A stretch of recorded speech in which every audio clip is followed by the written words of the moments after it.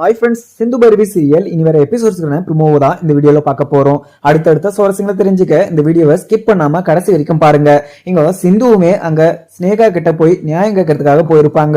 இங்க ஸ்னேகாவும் அவங்க அப்பாவும் சேர்ந்து பிரஸ் கிட்ட ஏகப்பட்டதா பொய்யெல்லாம் சொல்லி இங்க சிவா பேர் மேல ரொம்பவே கெட்ட பேர் வர மாதிரி ஒரு விஷயங்கள்லாம் பாத்தீங்கன்னா பேட்டி கொடுத்துக்கிட்டு இருக்காங்க. இதை பார்த்த சிந்துக்கு பயங்கர கோவமாயிடுது.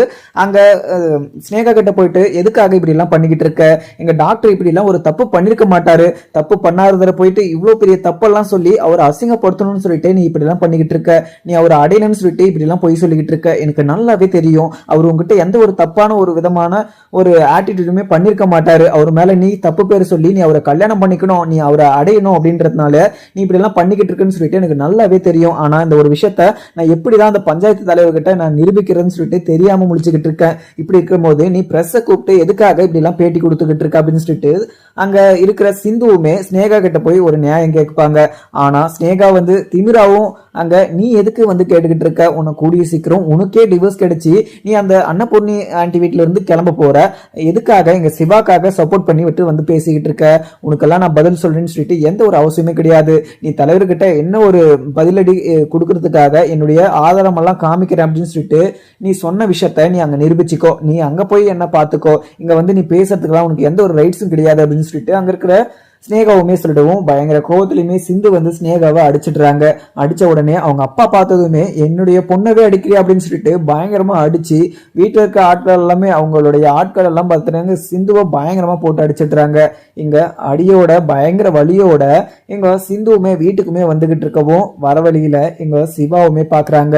சிந்து இன்னாச்சு, சிந்து இன்னாச்சு உனக்கு அப்படின்னு சொல்லிட்டு சிவா கேட்கவும் உடனே சிந்துவுமே அது இல்ல டாக்டர், இங்க நான் ஸ்னேகா கிட்ட ஒரு நியாயம் தான் கேட்க போனேன், ஆனா ஸ்னேகா என்கிட்ட திமிரா பேசி அவங்களுடைய அடியால வச்சு என்ன அடிச்சிட்டா அப்படின்னு சொல்லிட்டு இங்க இருக்கிற சிந்து சொல்லவும் உடனே இங்க சிவாவும் என்ன சிந்து நீ எதுக்கு அங்க ஸ்னேகா வீட்டுக்கு போன, ஸ்னேகா தான் ரொம்பவே கேடு கட்டவன்னு சொல்லிட்டு உனக்கே நல்லாவே தெரியும், அப்படி இருக்கிறப்போ சோ நீ அவகிட்ட எதுக்காக போன அப்படின்னு சொல்லிட்டு அங்க இருக்கிற சிவாவுமே சொல்லவும் உடனே சிந்துவும் டாக்டர் நான் ஏதோ தெரியாம டாக்டர் உன்னை தப்பா சொன்னா என்னால தாங்கிக்க முடியல, அதனாலதான் நாங்க நியாயம் கேட்கறதுக்காக இங்க ஸ்னேகா கிட்ட போயிட்டு இருந்தேன். ஆனா ஸ்னேகா எங்கிட்ட ரொம்பவே தப்பாவும் பேசி என்ன அசிங்கப்படுத்தினா, அந்த ஒரு கோவத்துலதான் இங்க ஸ்னேகாவை அடிச்ச, அந்த ஒரு ஸ்னேகாவை அடிச்ச கோவத்துல அவங்க அப்பாவுமே என்ன இப்படி போட்டு அடிச்சிட்டாங்க அப்படின்னு சொல்லிட்டு அங்க இருக்கிற சிந்துவுமே சிவா கிட்ட சொல்லிடுவோம். உடனே சிவாவுமே சிந்து எதுக்காக நீ இப்படி எல்லாம் பண்ணிட்டு இருக்க,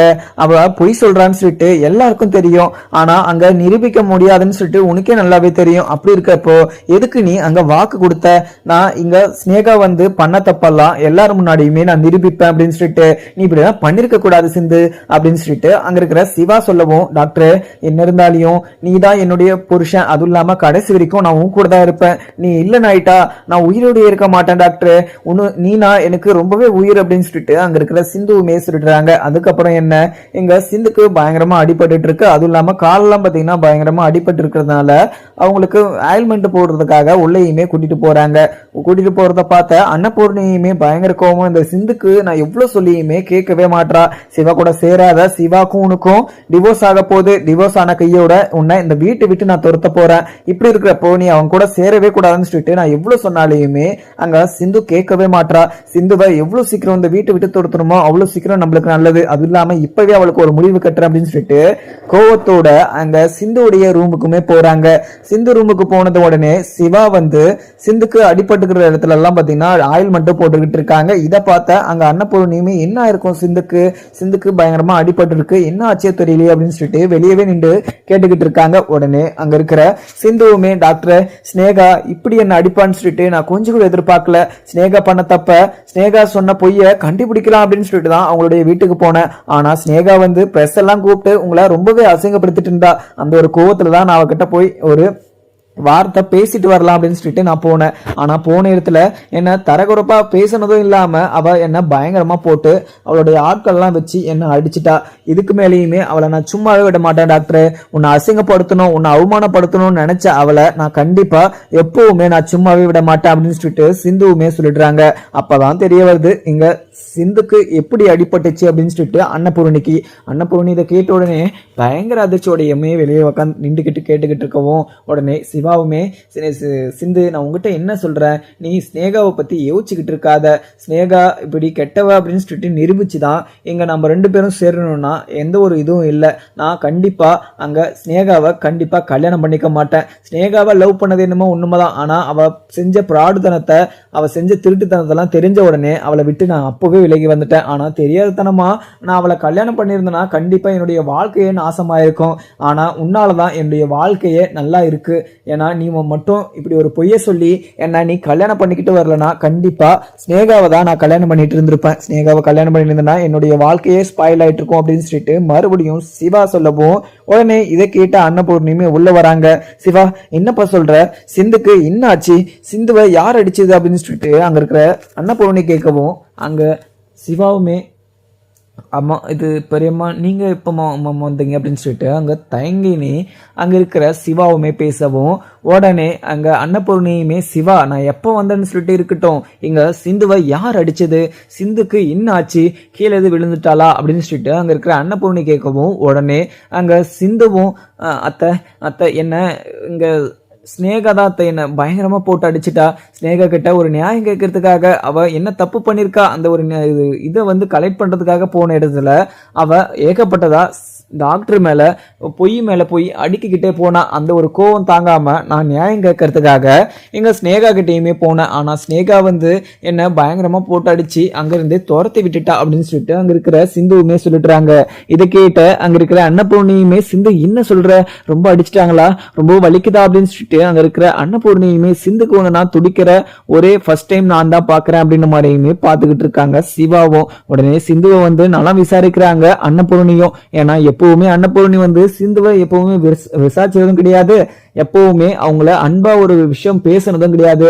ஆனா இப்ப இவ்வளவு அடிபட்டிருக்கு, ஸ்னேகா தான் இப்படி பண்ணிருக்கா அப்படின்னு சொல்லிட்டு தெரிஞ்ச உடனே அன்னபூர்ணியுமே அங்க சிந்துக்கு எதுவுமே ஆகக்கூடாது அப்படின்னு சொல்லிட்டு சிந்துக்கு அங்க மருந்தெல்லாம் போட்டு விட சொல்றாங்க அன்னபூர்ணியுமே. உடனே அங்க சிவாவுமே அது பெரியம்மா இங்க சிந்துக்கு நிறையவே அடிபட்டிருக்கு, சிந்துவால நடக்கவே முடியல, நான் தான் பெரியம்மா கூட்டிட்டு வந்தேன், அது இல்லாம சிந்து நிறைய விஷயத்துல எனக்காக நல்லது பண்ணிருக்கா, எனக்கு நல்லது பண்ண போய் அவ இப்படி அடிபட்டு வந்திருக்கிறத நினைக்கிற போது எனக்கு ரொம்பவே கஷ்டமா இருக்கு பெரியம்மா.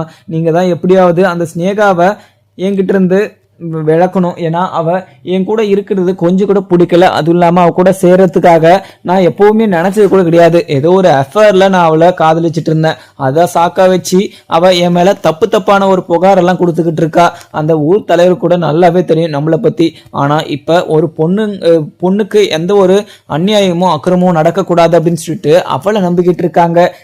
எந்த பொண்ணையும் நம்பக்கூடாது அப்படின்றதெல்லாம் இல்லை, ஆனா முக்கியமா ஸ்னேகாவை நம்பக்கூடாது. ஏன்னா ஸ்னேகா பண்ற திருத்த நம்மளுக்கு தெரியும், ஆனா அங்க இருக்கிற பஞ்சாயத்து தலைவருக்கு தெரியாது இல்லையா, அவருக்கு நம்ம என்ன சொல்லணுமோ அதை எடுத்து நம்ம அந்த தலைவருக்கு டைரக்டா நம்ம வீட்டுக்கே போய் சொல்லிட்டு வரணும் அப்படின்னு சொல்லிட்டு அங்க இருக்கிற சிந்துவும் சிவாவும் சேர்ந்து அன்னபூர்ணி கிட்ட சொல்றாங்க. உடனே அன்னபூர்ணியுமே சிவா நீ அதெல்லாம் விட்டு தள்ளு, அதெல்லாம் எதுக்காக யோசிச்சுக்கிட்டு இருக்க, இதுக்கு மேல நீ அதெல்லாம் யோசிக்கிட்டு இருக்காத, எங்க சிந்துக்கு ரொம்பவே அடிபட்டிருக்கு, அவளுக்காக நீ நிக்கணும். ஏன்னா இங்க சிந்து மேல நான் பயங்கர கோவமா இருந்தேன், ஆனா இப்ப சிந்து மேல இருக்கிற கோவம் எனக்கு போயிடுச்சு. ஏன்னா சிந்துவாலதான் உன்னுடைய வாழ்க்கையே இப்ப நல்லா இருக்கு. சிந்து மட்டும் உன்னை பொய் சொல்லி கல்யாணம் பண்ணாம இருந்திருந்தானா கண்டிப்பா எங்க ஸ்னேகா தான் உன்னை கல்யாணம் பண்ணி இருந்திருப்பா. நீயும் ஸ்னேகாவை முழுமையா நம்பி அவளை கல்யாணம் பண்ணிட்டு உன்னுடைய வாழ்க்கையை கெடுத்திருப்ப. இப்ப உன்னுடைய வாழ்க்கை இப்ப நல்லா இருக்கு, இப்ப சரியா இருக்கு அப்படின்றதுனாலதான் இப்ப அதுக்கெல்லாம் காரணமே இங்க சிந்து மட்டும்தான். சிந்துவை நான் ரொம்பவே தப்பா நினைச்சு அவளை நான் தப்பாவும் திட்டிக்கிட்டு இருந்தேன். ஆனா இங்க ஸ்னேகாவை விட சிந்துவே பரவாயில்ல, இதுக்கு மேல இந்த வீட்டுடைய மருமக இங்க சிந்து மட்டும்தான் அப்படின்னு சொல்லிட்டு அங்க இருக்கிற அன்னபூர்ணியுமே சிந்து கையும் பிடிச்சி அங்க சிவா கையை பிடிச்சி ஒன்னு சேர்த்து வைக்கிறாங்க. இங்க அன்னபூர்ணி இப்படி ஒரு முடிவு எடுப்பாங்கன்னு சொல்லிட்டு யாருமே எதிர்பார்த்திருக்க மாட்டாங்க. இப்படி சேர்த்து வச்ச உடனே இங்க ஸ்னேகா தான் இப்படி பண்ணா, கண்டிப்பா அவ இப்படி பண்ணிருக்கானா அவளை நம்ம சும்மாவே விடக்கூடாது, என்னுடைய மருமகளை அவ எப்படி அடிக்கலாம் அப்படின்னு சொல்லிட்டு அங்க இருக்கிற சிந்துவை கூட்டிட்டு அங்க ஸ்னேகா வீட்டுக்கு போறாங்க. ஸ்னேகா வீட்டுக்கு போயிட்டு அங்க இருக்கிற அவங்க அப்பாவும் சரி அவங்க ஸ்னேகாவும் சரி பயங்கரமா வெளுத்து வாங்கிட்டு வந்துடுறாங்க. உடனே அங்க ஸ்னேகா கிட்ட இந்த பார், இங்க என்னுடைய பிரச்சனைக்கோ இல்ல என்னுடைய மருமக பிரச்சனைக்கோ மகன் பிரச்சனைக்கோன்னு சொல்லிட்டு யார் பிரச்சனைக்கு தான் வந்தனா இனிமே நான் உன்னை இப்படி விட்டுட்டு போக மாட்டேன், உன்னை நான் வேற மாதிரி பண்ணி விட்டுருவேன் அப்படின்னு சொல்லிட்டு ஒரு சவாலுமே விட்டுட்டு அங்க இருந்து அன்னபூர்ணியுமே வந்துடுறாங்க. எப்பவும் போல இங்க ஆறுமுகமும் இங்க பைரவியை பத்தியே யோசிச்சுக்கிட்டு இருக்காங்க. பைரவியை பத்தி யோசிச்சுக்கிட்டு இருந்தா கண்டிப்பா எதுவுமே நடக்க போறது கிடையாது. ஏன்னா பைரவி வந்து கண்டிப்பா எனக்கும் ஆறுமுகத்துக்கும் டிவோர்ஸ் கொடுத்தே ஆகணும் அப்படின்ற ஒரே முடிவுல இருக்காங்க. ஆனா ஆறுமுகம் வந்து எனக்கும் அங்க பைரவிக்கும் டிவோர்ஸ் ஆகக்கூடாது, பைரவி என் கூட இருக்கணும், பைரவி என் கூட இருந்தா மட்டும்தான் என்னால சந்தோஷமா இருக்க முடியும், பைரவி வந்த பிறகுதான் எனக்கு பொறுப்பு வந்துச்சு அப்படின்ற மாதிரி எல்லாம் நினைச்சுக்கிட்டு இருக்காங்க. ஆனா என்ன இருந்தாலும் கட்டின புருஷனை நம்பாம இங்க சஞ்சய வந்து நம்பிக்கிட்டு இருக்காங்க பைரவி. ஆனா சஞ்சய் தான் இருக்கிறதுலே ஆறுமுகத்தை விட திருட்டுத்தனம் எல்லாமே பொய் ஃப்ராடுன்னு சொல்லிட்டு எல்லாமே பண்ணிட்டு இருக்காங்க. இங்க மாறணும் இங்க இருக்கிற அந்த சஞ்சயும் 2 பேரும் சேர்ந்துக்கிட்டு நிறைய ஃப்ராடத்தனம் பண்ணியிருக்காங்க, நிறைய திருட்டுத்தனம் பண்ணியிருக்காங்க, நிறைய பேருக்கு கெடுதல் பண்ணியிருக்காங்க. இப்படி இருக்கிறப்போ அங்க இப்படி தப்பு பண்றவங்கள தான் இங்க பைரவி நம்பிக்கிட்டு இருக்காங்க. இப்ப வரைக்கும் இங்க பைரவிக்காக நின்றுகிட்டு இருக்க ஆறுமுகத்தை இப்ப கூட கொஞ்சம் கூட புரிஞ்சுக்காம பைரவி வந்து ஆறுமுகத்தை ஒதுதி தள்ளிட்டாங்க. அதுவும் இல்லாம அன்னபூர்ணிக்கிட்டே போய் அத்தை என்ன எல்லாருமே கம்பல் பண்றாங்க, ஆறுமுகத்தை விட்டு போகாத, ஆறுமுகத்தை நீ எவுச்சாவது இந்த வீட்டுக்குள்ள இரு, ஆறுமுகம் சாப்பிடாம தூங்காம உன்னை நினைச்சு அழுதுகிட்டே இருக்கான்னு சொல்லிட்டு எங்கிட்ட எல்லாருமே வந்து சொல்லிட்டே இருக்காங்க. என்னால கண்டிப்பா ஆறுமுகம் கூட சேர்ந்து என்னால வாழ முடியாது. ஏன்னா ஆறுமுகம் பண்ண விஷயத்த நினைச்சு என்னால அந்த ஒரு விஷயத்துல இருந்து வெளியே வர முடியல. இதுக்கு மேலேயுமே அவரை திருத்தணும்னு சொல்லிட்டு எனக்கு மனசும் வரல, அவரை திருத்தவே முடியாது. இதுக்கு மேல அவர்கிட்டயுமே உங்ககிட்டயும் எனக்கு எந்த ஒரு பேச்சையும் கிடையாது. அதுவும் இல்லாம நான் இப்படி ஒரு முடிவு எடுத்ததுக்கு நீங்க என்ன மன்னிச்சுக்கோங்க. நான் இப்படி உங்களை எதிர்த்து ஒரு விஷயம் பண்றேன்னா அது என்னுடைய நல்லதுக்கும் சரி உங்களுடைய நல்லதுக்கும் சரி, இது எல்லாமே கரெக்டா இருக்கும். ஏன்னா ஆறுமுகம் வந்து எனக்கு நிறைய ஒரு விஷயங்கள் மிகப்பெரிய ஒரு கஷ்டத்தை கொடுத்துருக்கான். அது இல்லாம மனமேடையில எனக்கு இந்த கல்யாணத்துல விருப்பம் இல்லைன்னு சொல்லியுமே என்ன பண்ணிக்க மாட்டேன் அப்படின்ற வாக்கு கொடுத்து மனமேடையில வரையும் வந்து என்ன பிடிச்சிருக்குன்னு சொல்லிட்டு என்னை கல்யாணம் பண்ணும் போதே எனக்கு மனசு உடைஞ்சு போச்சு. அப்போ இருந்தே அவர் மேல எனக்கு நம்பிக்கை எல்லாமே போயிடுச்சு. ஆனா என்ன இருந்தாலும் என்னுடைய வாழ்க்கை இப்படி அமைஞ்சிருச்சுன்னு சொல்லிட்டு எங்க அப்பாக்காக இன்னைக்கு வரைக்கும் நான் பல்ல கடிச்சுக்கிட்டு அவர்கிட்ட வாழ்ந்துகிட்டு இருக்கேன். இன்னைக்கு வரைக்கும் நான் முழுமையா அவர் கூட சேர்ந்து நல்லபடியா பேசின ஒரு நாள் கூட கிடையாது. ஏன்னா அந்த அளவுக்கு எனக்கு தப்பு பண்ணிருக்காரு. அதுவும் இல்லாம ஒரு விவசாயம் இருந்துகிட்டு நான் நட்ட கரும்பு நடவையெல்லாம் அதை மாடு விட்டு அழிச்சு கொஞ்சம் கூட குற்ற உணர்ச்சி இல்லாம அவரு இந்த வீட்டுக்குள்ளே இருந்திருக்காரு. இப்படி இருக்கிறப்போ அவரு கூட சேர்ந்து என்ன எப்படி வாழ சொல்றீங்க? அதுவும் இல்லாம ஒரு பொண்ணு வந்து முன்னாடி வந்திருக்க கூடாது, அவங்க முன்னாடி வந்திருக்க கூடாது அப்படின்னு சொல்லிட்டு இங்க ஆறுமுகம் இப்படி எல்லாம் பண்ணிக்கிட்டு இருக்காரு. எப்படி இப்படி எல்லாம் பண்றதுக்கு அவரு மனசு வந்துச்சு? ஏன்னா நான் முன்னேற கூடாதுன்னு சொல்லிட்டு நினைக்கிறவரு கண்டிப்பா என்னை வச்சு நல்லா பாத்துக்க மாட்டாருன்னு சொல்லிட்டு எனக்கு நல்லாவே புரிஞ்சிருச்சு. இன்னும் ஒரு 3 மாசத்துல எனக்கும் அவருக்கும் டிவோர்ஸ் கன்ஃபார்ம். அதுவும் இல்லாம டிவோர்ஸ் பேப்பர்ல அவரு வந்து சைன் போட சொல்லுங்க.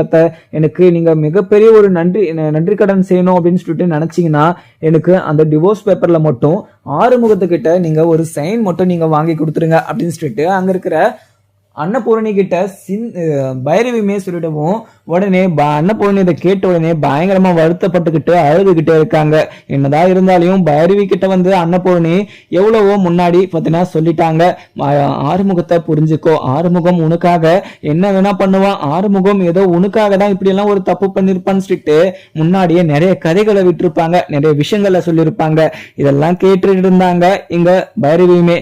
ஆனா இப்ப மிகப்பெரிய ஒரு தப்பு பண்ணிருக்காங்க.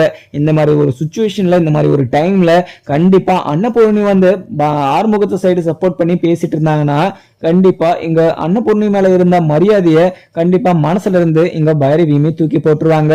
சோ இப்படி எல்லாம் நடக்க கூடாதுன்னா எங்க அன்னபூர்ணி எதுவுமே பேசாம எங்க பைரவி என்ன ஒரு முடிவெடுக்கிறாளோ அந்த ஒரு போக்கிலே போறதுதான் மிகப்பெரிய ஒரு நல்லதுன்னு சொல்லிட்டு எதுவுமே பேசாம அழுதுகிட்டே மனசுல கஷ்டத்தை புதைச்சுக்கிட்டு அவங்க சைலண்டாவும் நின்றுடுறாங்க.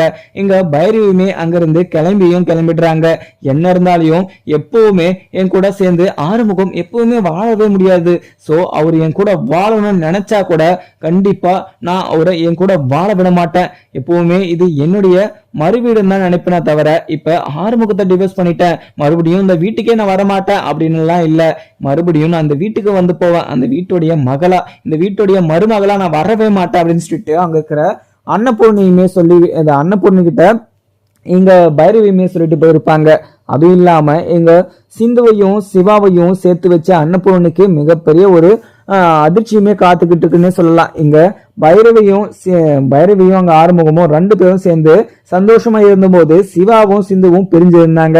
இப்ப சிந்துவும் சிவாவும் சேர்ந்த போது இங்க பைரவியும் ஆறுமுகமும் பிரிய போறாங்க. டிவோர்ஸ் வேணும்னு சொல்லிட்டு ஒத்த கால நின்றுகிட்டு இருக்காங்க பைரவியுமே. இந்த ஒரு விஷயத்துல கண்டிப்பா அன்னபூர்ணி என்னதான் முடிவெடுக்க போறாங்கன்னு சொல்லிட்டு அன்னபூர்ணிக்கு குழப்பமாவே இருக்கு. அதுவும் இல்லாம இங்க சுவாதியுமே அன்னபூர்ணி கிட்ட அத்தை என்னத்தை எதுக்காக இப்படி யோசிச்சுக்கிட்டு இருக்கீங்க, பைரவி இப்படி எல்லாம் பேசிக்கிட்டு இருக்கா அப்படின்னு சொல்லிட்டு ரொம்பவே வருத்தமா இருக்கீங்களா, நீங்க எதுக்குமே கவலைப்படாதீங்க அத்தை, எல்லாம் ஒரு நாள் கண்டிப்பா சரியாயிடும். இங்க பைரவி தான் இப்படி பண்ணிக்கிட்டு இருக்கானா ஸ்னேகாவும் உங்களுக்கு கெடுதல் பண்ணணும்னு சொல்லிட்டு சிவா பேரை ரொம்பவே டேமேஜ் பண்ணிட்டு இருக்கா. முதல்ல இங்க ஸ்னேகாவை அவ இப்படி எல்லாம் பேச முடியாத மாதிரி நீங்க பண்ணணும். ஏன்னா ஸ்னேகாவை விட்டா கண்டிப்பா இங்க சிவா பேரை ஃபுல்லாவே டேமேஜ் பண்ணுவாங்க. அப்படி சிவா பேர் டேமேஜ் ஆச்சுன்னா கண்டிப்பா ஹாஸ்பிட்டலுக்கு கூட நல்ல ஒரு கிளைண்ட் வர மாட்டாங்க, ஹாஸ்பிட்டல் பேரும் போகும். இங்க சிவாவுடைய சந்தோஷம் நிம்மதினு சொல்லிட்டு எல்லாமே போயிடாத. நீங்க எப்படியாவது இங்க சிவாக்கு எந்த ஒரு கெடுதலும் வராம எந்த ஒரு பிரச்சனையுமே வராம நீங்க கொஞ்சம் பாருங்க அத்தை அப்படின்னு சொல்லிட்டு அங்க இருக்கிற சுவாதியுமே சொல்றாங்க. உடனே இதை பார்த்த அங்க இருக்கிற அன்னபூர்ணியுமே சுவாதி நான் என்ன பண்ண முடியும், என்னால எதுவுமே பண்ண முடியாது, இங்க இருக்கிறவங்களுக்கு எல்லாருக்குமே தெரியும் என்னால என்ன பண்ண முடியும், இங்க எப்பவுமே இங்க போலீஸா இருக்கட்டும் வக்கீலா இருக்கட்டும் ஜட்ஜா இருக்கட்டும் யாரா இருக்கட்டும் எல்லாருமே பொண்ணு என்ன சொல்றாளோ அந்த ஒரு விஷயத்த தான் நம்புவாங்க. பையன் எந்த விஷயம் சொன்னாலுமே கண்டிப்பா யாருமே நம்ப மாட்டாங்க. அது மாதிரிதான் இங்க சிவா என்ன சொன்னாலுமே யாருமே நம்பாம சிவாவை எல்லாரையும் தப்பா புரிஞ்சுக்கிட்டு இருக்காங்க. சிவா ரொம்பவே நல்ல ஒரு பர்சன், அதுவும் இல்லாம சிவா எப்பவுமே எந்த ஒரு தப்புவுமே பண்ணது கிடையாது. ஆனா அப்படியேப்பட்ட ஒரு சிவாவை இப்படி ஒரு அம்மாண்டமான ஒரு பழியை சுமத்தி இவங்க சிவாவை ஒரு குற்றவாளி மாதிரி நிக்க வச்சுக்கிட்டு இருக்கா ஸ்னேகா. அந்த ஸ்னேகாவை நான் கண்டிப்பா சும்மாவே விட மாட்டேன், எப்பாவது இருந்தா கூட ஸ்னேகாவை நான் ஜெயில தள்ளியே தீருவேன் அப்படின்னு சொல்லிட்டு அங்க இருக்கிற அன்னபூர்ணியுமே சொல்லிடுவோம். உடனே அங்க இருக்கிற சுவாதியுமே அத்தை நீங்க எதுக்காக அந்த ஒரு பிரச்சனையெல்லாம் போட்டு குழப்பிக்கிட்டு இருக்கீங்க, நீங்க ஒரு பிரச்சனை முடிஞ்சா இன்னொரு பிரச்சனை சொல்லிட்டு வந்துகிட்டே இருக்கு, எதுக்காக தான் உங்களுக்கு மட்டும் இவ்வளவு பிரச்சனை வந்துகிட்டு இருக்குன்னு சொல்லிட்டு தெரியல. என்ன இருந்தாலும் இந்த வீட்டுக்குள்ள எனக்காக நீங்க சிவாவை நீங்க கல்யாணம் பண்ணி வைக்கிறீங்கன்னு சொன்னீங்க. ஆனா உங்களுக்காகவும் எங்க அம்மாக்காகவும் எங்க அப்பாக்காகவும் எல்லாருக்காகவும் சேர்ந்து நான் சிவாவையும் கட்டிக்கிறேன் அப்படின்னு சொல்லிட்டு ஒத்துக்கிட்டேன். அதுக்குமே ஒரு காரணம் இருக்கு. ஏன்னா நான் யுஎஸ்ல தான் செட்டில் ஆகணும் அப்படின்னு சொல்லிட்டுலாம் நினைச்சுக்கிட்டு இருந்தேன், ட்ரீமாவும் இருந்தேன். ஆனா இங்க வந்த பிறகு இந்த ஒரு கிராமத்தை பார்த்த உடனே எனக்கு பிடிச்சிருச்சு. பிடிச்சதும் இல்லாம நீங்க உடனே இங்க சிவாவை எனக்கு கொடுக்குறீங்கன்னு சொல்லிட்டு எங்க அம்மா கிட்ட சொன்னபோது எனக்கு எங்க அம்மா சொன்ன விஷயங்கள் எனக்கு கேட்ட உடனே ரொம்பவே ஆச்சரியமா தான் இருந்துச்சு. இந்த விஷயம் நீங்க தான் கேட்டீங்களான்னு சொல்லிட்டு எனக்கு ரொம்பவே அதிர்ச்சியாகவும் இருந்துச்சு. எனக்கு சிவாவை கல்யாணம் பண்ணிக்கணும்னு சொல்லிட்டு இப்ப கூட எனக்கு ஆர்வமாவும் இருக்கு. ஆனா இதுக்கு இடையில சிந்து இருக்கா. ஆனா சிந்து இருக்கான்னு சொல்லிட்டு சிந்துவை இந்த வீட்டை விட்டு துரத்திடலாம், சிந்து பிரச்சனையே கிடையாது. ஆனா ஸ்னேகா புது புது பிரச்சனையா கொண்டு வந்துகிட்டு இருக்கா. ஸ்னேகாவை கண்டிப்பா இந்த வீட்டை விட்டு நம்ம இந்த வீட்டு வாசப்படி மெதிக்க விடக்கூடாது. அதுவும் இல்லாம சிவா மேல சுமத்துற பழியெல்லாம் நம்ம ஆதாரபூர்வமா எல்லாத்துக்கும் காரணம் எங்க ஸ்னேகா தான் சொல்லிட்டு நம்ம எல்லாரும் முன்னாடி நிரூபிக்கணும். அது கூடி சீக்கிரம் நம்ம நிரூபிச்சே ஆகும் அப்படின்னு சொல்லிட்டு அங்க இருக்கிற அன்னபூர்ணி கிட்ட சுவாதியுமே சொல்லிடுறாங்க. உடனே சுவாதி கிட்ட கேட்ட உடனே அன்னபூர்ணியும் நம்ம என்ன பண்றது அப்படின்னு சொல்லிட்டு தெரியாம தான் முழிச்சுக்கிட்டு இருக்காங்க. ஒரு சைடு ரூம்ல உக்காந்துக்கிட்டு பைரவியுமே எப்பவுமே எங்க ஆறுமுகத்தை மன்னிக்க மாட்டேன், சஞ்சய ரொம்பவே கஷ்டப்படுத்திருக்கான் ஆறுமுகம், அதுவும் மட்டும் இல்லாம நிறைய விஷயத்துல என்ன சந்தேகப்படுறான், இப்படிப்பட்டவங்க கூட கண்டிப்பா என்னால சேர்ந்து வாழ முடியாது, அப்படியே வாழ்ந்தாலையும் கண்டிப்பா என்னுடைய வாழ்க்கை நல்லா இருக்காது, அதனாலதான் இப்பவே முடிவெடுத்து இங்க நான் யாரை கல்யாணம் பண்றது அப்படின்னு சொல்லிட்டு ரொம்பவே வருத்தத்தோட குழப்பத்தோடையும் இருக்க. ஆனா இங்க எப்பவுமே இங்க ஆறுமுகம் பண்ண தப்பையும் ஆறுமுகம் பண்ண எந்த ஒரு விஷயத்தையுமே என்னால மறுக்க முடியாது. ஆறுமுகத்தை எப்பவுமே திருத்தவும் முடியாது, அவனை எப்பவுமே நல்ல மனுஷனா மாத்தவும் முடியாது அப்படின்னு சொல்லிட்டு ஆறுமுகத்தை பத்தியே பேசிக்கிட்டு உக்காந்துக்கிட்டு இருக்காங்க எங்க பைரவியுமே. ஆனா சஞ்சய் இப்படியெல்லாம் ஒரு பிரச்சனை நடக்கும், இப்படியெல்லாம் ஒரு பிரச்சனை நடந்தா கண்டிப்பா எல்லாருக்கும் ஒரு பிரிவினை உண்டாகும் அப்படின்னு சொல்லிட்டு தான் இப்படி எல்லாம் பண்ணிக்கிட்டு இருக்காங்கன்னு சொல்லிட்டு அங்க இருக்கிற பைரவிக்கு கொஞ்சம் கூட புரியல. பைரவி கண்மூடித்தனமா அங்க சஞ்சயை நம்புறதை விட அவங்க இங்க இருக்கிற ஆறுமுகம் என்ன சொன்னாலையுமே நம்பாம, அவங்க உண்மையவே சொன்னாலையும் நம்பாம சந்தேகப்பட்டு ஆறுமுகத்தை ரொம்பவே கெட்டவனாகவும் கோபமாகவும் மாத்தி விட்டு ஆறுமுகம் என்னென்ன பண்றாரோ அந்த ஒரு விஷயமெல்லாம் ரொம்பவே தப்பு கிப்புன்னு சொல்லிட்டு பேசி எல்லாரையுமே கஷ்டப்படுத்திக்கிட்டு இருக்காங்க பைரவியுமே. ஆனா ஆறுமுகம் வெளியில தான் இங்க மொட்டத்தனமா இருப்பாரு, ஆனா மனசுல குழந்தைத்தனமான ஒரு விஷயங்கள் தான் இருக்கு. ஆனா இது புரிஞ்சிக்காத அங்க இருக்கிற பைரவியுமே அவரு மேல ஒரு கம்ப்ளைண்ட் கொடுத்துருக்கா. அதுவும் இல்லாம டிவோர்ஸ் கொடுத்துருக்கா. கம்ப்ளைண்ட் கூட விட்டுரு, ஆனா கம்ப்ளைண்ட் கொடுத்தது வேற யாருக்கிட்டனா கொடுத்துருந்தா கூட பரவாயில்ல, ஆனா சஞ்சய் கிட்ட கொடுத்து இங்க ஆறுமுகம் தான் இப்படி ஒரு தப்பு பண்ணாங்கன்னு சொல்லிட்டு கண்டுபிடிச்சதும் இல்லாம அந்த ஒரு விஷயத்த பத்தி இப்ப வரைக்குமே யாருமே பேசாம சைலண்டா இருக்காங்க.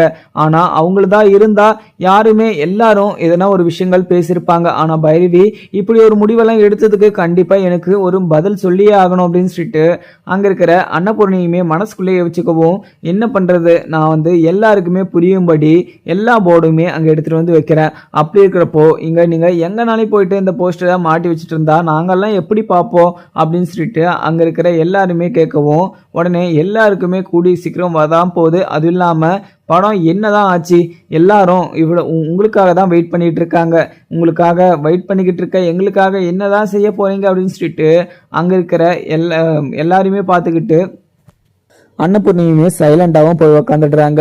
உடனே சிந்துவுமே சந்தோஷத்தோட எங்க சிவாவை சிந்து கூட சேர்த்து வச்சுட்டாங்க அப்படின்ற ஒரு சந்தோஷத்துல அங்க இருக்கிற சிவா கிட்ட போய் சிந்துவும் டாக்டர் எனக்கு ரொம்பவே சந்தோஷமா இருக்கு டாக்டர் இப்படியெல்லாம் ஒரு முடிவு அன்னபூர்ணியத்தை எடுப்பாங்கன்னு சொல்லிட்டு நான் எப்பவுமே நினைச்சு கூட பார்த்தது கிடையாது.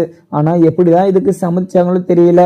ஆனா அன்னபூர்ணி இந்த ஒரு விஷயத்துக்கு சம்மதிக்கிறாங்கன்னா ஏதோ ஒரு விஷயம் பண்ண போறாங்கன்னு சொல்லிட்டு அர்த்தம். அது இல்லாம அன்னபூர்ணியத்தை என்னதான் பண்றாங்கன்னு சொல்லிட்டு மேல போய் பார்க்கலான்ற மாதிரி போனோம். ஆனா அங்க போய் பார்த்தாதான் தெரிய வருது எல்லாருமே சேர்ந்து ஒரு நல்ல ஒரு இதை பார்த்துருக்காங்க. அதுவும் இல்லாமல் நல்ல ஒரு விஷயங்கள செஞ்சாலையும் கண்டிப்பாக எவ்வளவோ நல்லது செஞ்ச சிவாக்கு இங்கே ஸ்னேகா தடையாக இருக்கா. இங்கே சிவாக்கு ஸ்னேகா ரொம்பவே கெடுதல் ரொம்பவே தப்பான ஒரு பேருமே பரப்பி விட்டுருக்கா. இந்த ஒரு விஷயங்கள்ல யாருக்கும் தெரியாத அளவுக்கு நாம் இங்கே சிவாவை யாருக்குமே பேசவும் விடக்கூடாது. அதுவும் இல்லாமல் யாருக்குமே எந்த ஒரு பிரச்சனையுமே இல்லாமல் நம்மளால பண்ண முடியும் அப்படின்ற ஒரு இது கான்ஃபிடென்ட்டு அந்த ஒரு இது எல்லாருக்குமே தெரியணும். ஏன்னா எல்லாமே இருந்தாலையும் கண்டிப்பாக எந்த ஒரு விஷயமோ கண்டிப்பாக எனக்காக யாருமே நம்பி வரமாட்டாங்க. ஆனால் நீ எனக்காக நம்பி எனக்காக பண்ணிட்டு இருக்கிறதெல்லாம் பார்க்குற போது எனக்கு அதுதான் சந்தோஷம். நீ என்ன நினச்சி பெருமைப்படுறதோ இல்லை சந்தோஷப்படுறதோ அது சந்தோஷம் கிடையாது. எனக்காக நீ சந்தோஷப்படுறியா அதுவே எனக்கு போதும். என்ன நீ உண்மையா நினைக்கிறியா எனக்கு அதுவே போதும் அப்படின்ற மாதிரி தான் சொல்லிட்டு இருப்பாங்க அங்க இருக்கிற அன்னபூர்ணியுமே. உடனே இங்க பைரவியுமே கொஞ்சம் வெளியில வேலை இருக்கு, அதுவும் இல்லாம வக்கீல் கூப்பிட்டு இருக்காங்க அப்படின்னு சொல்லிட்டு அந்த வேலையை முடிச்சுட்டு வக்கீல்கிட்டயுமே போறதுக்காக வீட்டில் ரெடி ஆகிட்டு இருப்பாங்க. உடனே இங்கே பைரவி கிட்ட ஆறுமுகமும் போய் பைரவி என்னை மன்னிச்சுக்கோ பைரவி, உன்னுடைய காலில் விழுந்து கூட நான் மன்னிப்பு கேட்டுக்கிறேன், ஏதோ தெரியாம தான் இப்படி ஒரு தப்பு பண்ணிட்டேன். ஆனால் அப்படி இருக்கப்போ நீ எதுக்காக இப்படிலாம் எங்கிட்ட போய் சொல்லிட்டு இப்படி பண்ணிட்டு இருக்க, நாங்கள் ஈவினிங்கோ நைட்டோ முந்தா நேற்று நைட்டு அப்படி இப்படின்னு சொல்லிட்டு எங்கள் மாமா சொல்லிட்டு இருப்பாரு. நீங்கள் அதெல்லாம் எதுவுமே நம்பாதீங்க, கண்டிப்பாக எங்கள் யாருமே எந்த ஒரு கொலையுமே பண்ணலை. அப்படி பண்ணலை அப்படின்றதுக்கு என்ன ஆதாரம், இங்கே எதனா ஃப்ரெஷ்ஷாக இருக்கா அப்படின்னு சொல்லிட்டு பாரு. அப்படி ஃப்ரெஷ்ஷாக இல்லைன்னா கண்டிப்பாக ஏதாவது ஒரு பிரச்சனை தான் இங்கே நடந்திருக்கும். ஏன்னா யாருமே எந்த ஒரு பிரச்சனையுமே நடக்கலை அப்படின்றதால தான் இங்கே எல்லாருமே சேர்ந்து சந்தோஷமாக இருக்காங்க. ஆனால் இங்கே சந்தோஷமாக இருக்கிறாங்க அப்படின்றத யாருக்குமே புரியாமல் இங்கே குட்டி வச்சுக்கிட்டு எல்லாருமே சேர்ந்து எல்லாருமே கிணத்துல குதிக்கலாம் அப்படின்ற மாதிரி ஆசை. என்றைக்கா ஒரு நாள் கண்டிப்பாக குதிக்கலாம் இல்லையா. தண்ணி மேலே வர மாட்டுது, தண்ணி கீழே போனே இருக்குது, தண்ணி அதில் உள்ள வருதா வரலையான்னு சொல்லிட்டு தெரியல அப்படின்ற மாதிரி தான் முடிச்சுக்கிட்டு இருக்காங்க. ஆனால் இங்கே சிந்துக்கு தண்ணி விடலை, ஆனால் சாப்பாடு வெளியே தான் சாப்பிட்ணும், உள்ளே இருக்கிற ஏனத்தை எடுக்கக்கூடாது அப்படின்ற மாதிரியுமே நிறைய ரூல்ஸ் போட்டுட்டு இருந்தாங்க அன்னபூர்ணியும். ஆனால் அப்படி இருந்த அங்கே சிந்துவை வீட்டுக்குள்ளே கூட்டிகிட்டு போயிடுறாங்க அன்னபூர்ணியும். இப்போ இருக்கிறது வெளியே அங்கே மகா மட்டும்தான். ஏன்னா மகா எல்லாரையும் ரொம்பவே கஷ்டப்படுத்தணும். அப்படி கஷ்டப்படுத்துறேன்னா கண்டிப்பாக யாரையும் இப்படி ஒரு விஷயம் பண்ணாமல் இருக்கிறதுக்கான ஒரு விஷயங்கள் எல்லாம் பார்த்துக்கிட்டு இருக்கலாம். அது மட்டும் இல்லாமல் இங்கே எல்லாருமே சேர்ந்து நம்மளை சேர்த்து வைப்பாங்க அப்படின்ற பட்சத்தில் அப்படின்ற ஒரு நம்பிக்கையில் நாங்கள் இருந்தோம். ஆனால் கடைசியில் இங்கே என்னுடைய வருத்தம் அப்படின்னு சொல்லிட்டு பார்த்தீங்கன்னா எல்லாருக்கும் சேர்ந்து எனக்கு மட்டும் கிழிச்சிட்ருக்கோம் அப்படின்ற மாதிரியுமே சொல்லுவான். ஏன்னா இவனுடைய வயசும் சரி, உன்னுடைய மாசமும் சரி எல்லாமே எனக்கு தெரியும். இவன் இன்னொரு என்னுடைய மகன் மாதிரி தான். ஏன்னா என்னுடைய மகன் மாதிரி தான் இவனை நான் வளர்த்துக்கிட்டு இருக்கேன். இப்படி இருக்கிறப்போ நான் அவனை எப்போவுமே விட்டு கொடுக்க மாட்டேன். ஸோ என்னால் யாருக்குமே எந்த ஒரு பிரச்சனையும் வரக்கூடாது. அதுவும் இல்லாமல் அவங்களால யாருக்கும் எந்த ஒரு பிரச்சனையும் வரக்கூடாதுன்னு தான் நம்ம நினைக்கணும். என்னதான் நினச்சாலையும் என்னதான் பண்ணாலையும் எதுவுமே பண்ண முடியாது அப்படின்றத எல்லாருக்கும் முடிவு பண்ணுறோம் அப்படின்றது தான் எல்லாருக்குமே ஒரே விஷயம் அப்படின்னு சொல்லிட்டு அங்கேருந்து அன்னபூர்ணியுமே கிளம்பிடுறாங்க. ஒரு சைடு பார்த்திங்கன்னா இங்கே பைரவியுமே கிளம்பிடுவோம்.